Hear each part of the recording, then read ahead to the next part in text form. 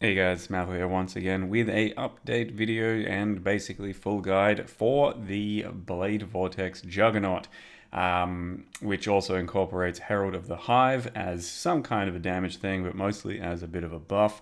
And so it's huge Herald stacking, huge Herald AoE and like sort of explosions and shit, and then pretty okay Blade Vortex damage, which I've also incorporated some Tornado into as well. So in the end, it is a bit of an everything kind of build, and it can be a kind of anything kind of build. Like with this Herald stack sort of situation, pretty much you want to just do any Fizz skill, I would say, because Herald of Purity scales so well, and then go from there with a whole bunch of extra heralds.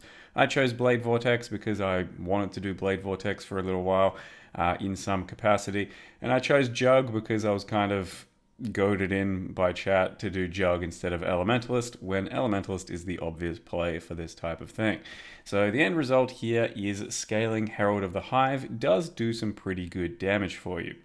What it is once again, to go over it, a ring that grants you Herald of the Hive at level 42, very overpowered leveling. It then has an AoE portion to it that does some pretty decent damage early on, and you can scale it with, in my case, minion damage that turns into all kinds of normal damage. I'm using Scourge Claw to get more damage out of my minion damage situation.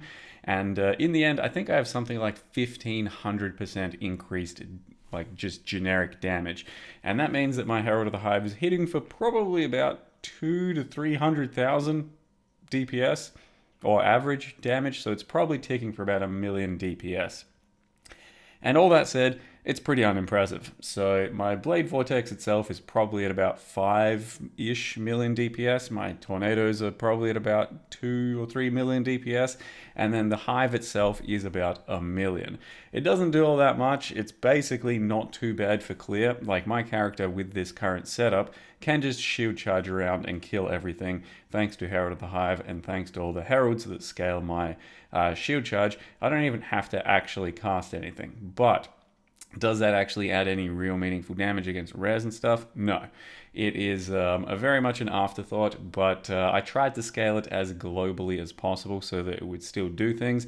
And in the end, I think that's a bit of a mistake. Like, I think it's better off to just make sure you're scaling your heralds, make sure you're getting herald buff effect, using Herald of Hive for all that more damage, and then just focusing on the current skill at hand. So I tried to shy away from any specific type of damage, like I'm talking spell damage, physical, fizz conversions and stuff, because I wanted Herald of the Hive to do as much as possible.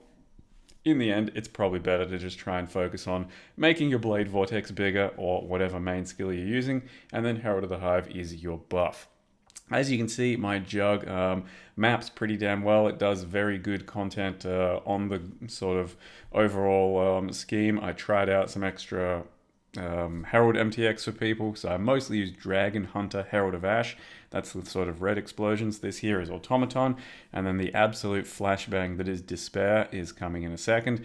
I've played with Despair plenty in the past, and it is a bit much. So if you want to, by all means do it, but it can get a bit much, so warning incoming.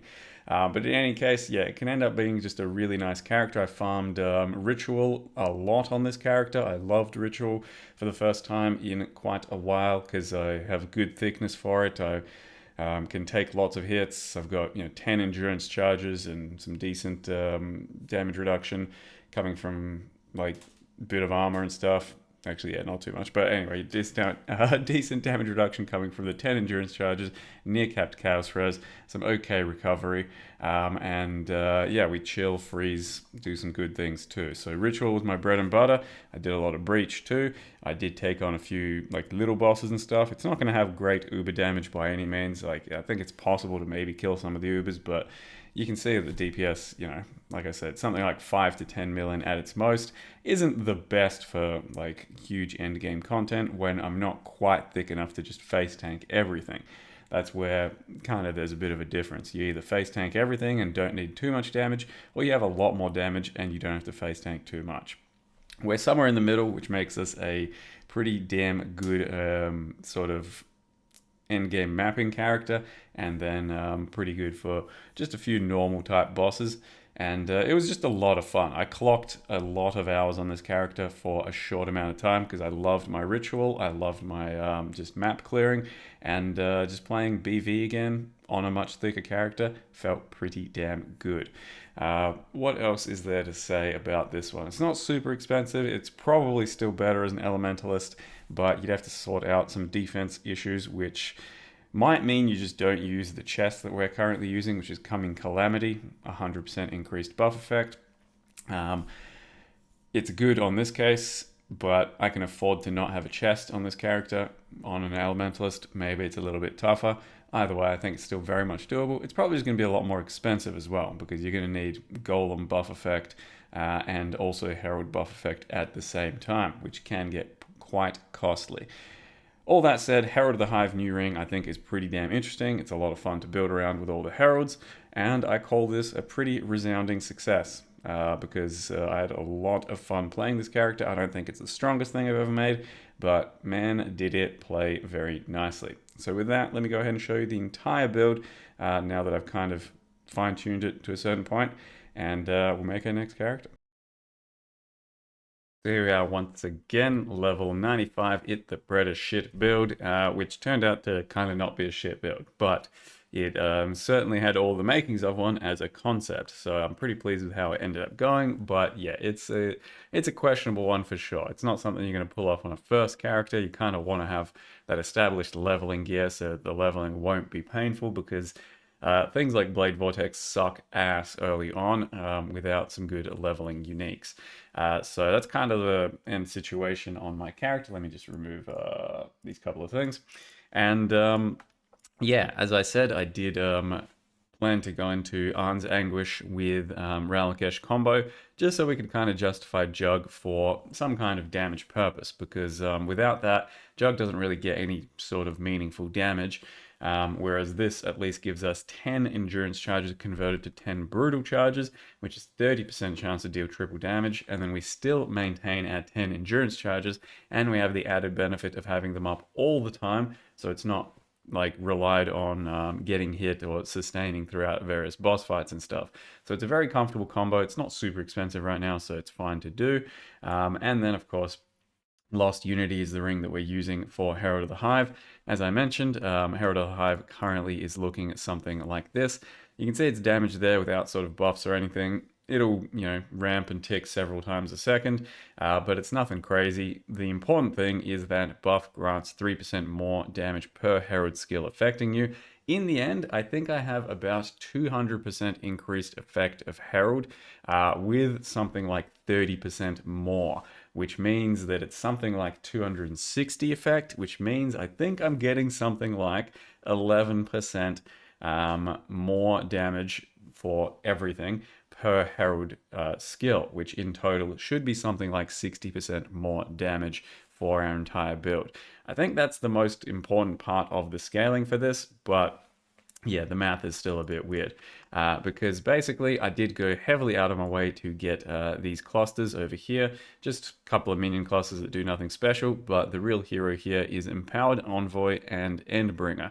So with these little damage while affected by Herald things, you stack 20% increased effect of Herald buffs on you, and then Endbringer as well. I crafted all of these either with Alt Regaling or, if you like Alk Scour strats as well. Got 4 of these in the end. So that's a lot of buff effect. I got 100% buff effect there. Another 4 over here as well. And also you anoint this node up here for a lot of extra damage too. So in the end, like I said, we have a lot of extra minion damage that turns into regular damage. We have a lot of Herald buff and Herald damage, and just scaling a lot of global damage. So I don't have elemental overload, I don't have any crit. So it's a bit of a actually first for me for scaling this type of character. Usually you'd at least get elemental overload. You'd, in an attack way, you'd get precise technique, or you'd be crit with no extra scaling and just pure percent damage. It ended up okay, but I've never done something like that before because usually it does not make sense.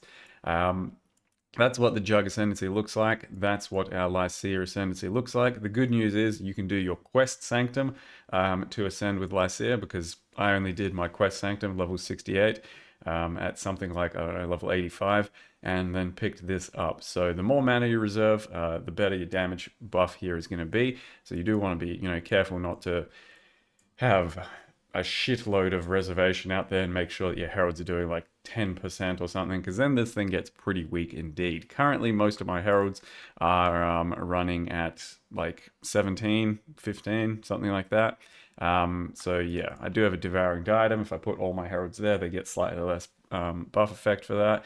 So you got to be careful with that. I chose devouring diadem because I wanted to just kind of take care of mana altogether and then fit a few extra things in. Other than that, max endurance shield, I grabbed a rare one just so I could roll some extra things on it instead of the unique one I had. Gloves are pretty basic. They're just, temple gloves. I think they cost like maybe close to a divine, something like that. I, in the end, probably didn't need to do this dexterity. I could have got it elsewhere. And then the circle of nostalgia for the one max endurance. Can be anything, but I managed to get chaos res for some convenience there. I did put a brutal restraint over here for extra minion damage, minion damage, minion damage, and minion damage, and then it also gives us dexterity. This one's not super important because, like I said, in the end I get like 1500% damage, so any one source of like all of these types of small percent damages don't really have to exist. You can definitely build slightly differently in this type of a setup. All my jewel sockets do a little bit of extra minion damage and area damage as well. And some extra resists as well. It's kind of how I helped fill out resists. I did pick up a Watcher's Eye just for Vitality Leech, so that's a very cheap one. It's just solving Leech. I do have a Heraldry in the end because I just rolled that accidentally. It's kind of rare, but not super important because I'm still using Fire Exposure over here. Just haven't rolled it off. There's nothing too good to replace it with, and most of my damage is going to be fire, so all exposure doesn't really matter too much. It's more about the fire one. Aside from that, I also picked up Awakened Added Fire. I leveled it to 5 through the Beast crafting thing, and then also Awakened Controlled Destruction to 5. That gives us Unnerve. That gives us a +1.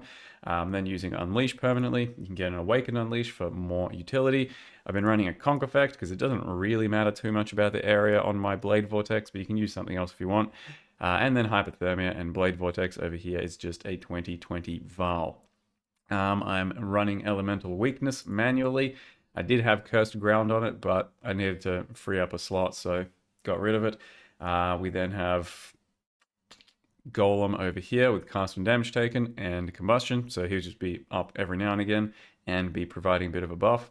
I then chucked in a Tornado of Elemental Turbulence, and that's what I do in between my Blade Vortexes. You could just make it the entire focal point of the build instead if you want, in your 6-link. It's entirely up to you. And then Shield Charge, Fortify, and Faster Attacks. So Shield Charge itself does hit pretty damn hard with all our Heralds. With Fortify, it will maintain Fortify whenever you're attacking with it. You can spec into Resolute Technique as well if you want, just to make it much more reliable. Yeah, just grabbed an amulet that did a bunch of int because I needed some int and life. That's all it did. So we're very low on flat life on this build, so that's why I did that, just for the extra flat life. And yeah, that is about it, I think.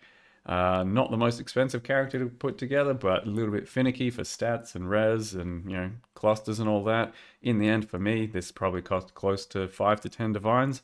But yeah, I think there's several different ways to go about this, and this is but one way that I ended up doing. My two things that I went with here are minion damage and graft blood gained are the two important things that I went for the prefixes, and then a glowing silhouette, just a bit of extra lightning damage, shock on the ground. And then this one over here, didn't really do too much with that one either, just minion damage and graft blood gained. And then this is a button we press to leave radiant ground, which gives us lucky damage. So when you press the radiant ground thing, it does that. If you're standing in that, you get lucky damage and a little bit of extra lightning, but it's mostly about the lucky damage, just for better rolled attacks. That's pretty much it though. I had a lot of fun putting this together. I can highly recommend doing something like this with pretty much anything. As you can see, we made it work with Jug, so you can make it work with just about anything, I think. But this did add a lot of thickness and mean that I could take some hits every now and again. Just quickly, people ask about what I've been doing. this is not a very efficient or whatever. I made it up on the fly as we were going. I spec full ritual basically, except for this one node over here and this one node over here. Otherwise, basically full ritual, and I've been using the ritual scarabs, and that gives you a lot of extra tribute and then a lot of extra rerolls. I also spec'd into some ore and doing some of those lost shipments and stuff, and trying to just get the Verisium nodes for the Black Knight. But that's currently my Atlas tree, and strong boxes as well. It's not really doing too much, I don't think, at the moment, the way I've been playing the game. So yeah, that's currently what it's looking like. It's been pretty fun. I've had a lot of fun doing it, and I've got a lot of divines from sending out ships that are just all the crops I make every single 2 hours. Ritual's given me some divines and mirror shards and stuff. One mirror shard, sorry. I've had one mirror shard from Ritual and one mirror shard from Ship. So that's currently what we're looking at. Yeah, I don't think I need to really go over anything else. Yep. So hope you guys enjoyed the video and the character and the league so far. I've been having an absolute blast. Thank you very much for watching. See you next time.